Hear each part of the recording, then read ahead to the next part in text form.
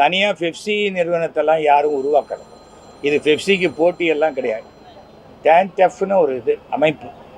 இந்த அமைப்பு எப்படின்னா, தொழிலாளர்கள் நலத்தையும் மனதில் கொண்டு அதே சமயம் பணம் கொடுத்து வாழ வைக்கக்கூடிய முதலாளிகளுடைய வாழ்க்கையும் சிறப்பாக இருக்க வேண்டும் என்ற எண்ணத்தில் ஆரம்பிக்கப்பட்ட ஒரு தொழிற்சங்கம். அவ்வளோதான். தொழிற்சங்கத்தின் கூட்டமைப்பு இது. இந்த கூட்டமைப்பு அதனால் இது பெப்சிக்கு போட்டி, அதுக்கு போட்டி இது கிடையாது. ஒருத்தர் நான் வேலை செய்ய மாட்டேன் அப்படின்னு சொல்லும்போது வேலையை விட்டுறது கரெக்டாக, இல்லை நமக்கு தோதான ஆட்களை வைத்து வேலை செய்து அந்த இண்டஸ்ட்ரி நடக்கிறது கரெக்டாக அப்படின்னு ஒன்று இருக்குது. இப்போ எல்லாருமே ஒரு பக்கம் இருக்கிற பேட்டியை பார்த்துக்கிட்டே இருக்கிறதுனால சரியான ஒரு முறை அல்ல.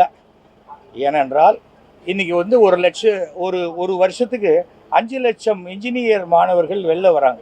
ஒரு ஆஃபீஸில் நான் 1000 பேர் வேலை செய்ய மாட்டேன்னு சொன்னால் அந்த 5 லட்சம் பேரில் ஒரு 1000 பேர் அங்கே வந்துடுவாங்க. வேறு யாருமே வரக்கூடாது, நான் தான் வேலை செய்வேன், என்னை தவிர வேறு யாருமே வேலை செய்யக்கூடாது, எனக்கு ரிட்டையர்மெண்ட்டே கிடையாது அப்படின்னு சொல்ல முடியாது. அப்படியே நீங்கள் சொன்னாலும் வேறு யாரும் வேலை செய்யக்கூடாதுன்னு சொல்கிறதுக்கு இந்திய அரசியலமைப்பு சட்டத்திலேயே இடம் இல்லை.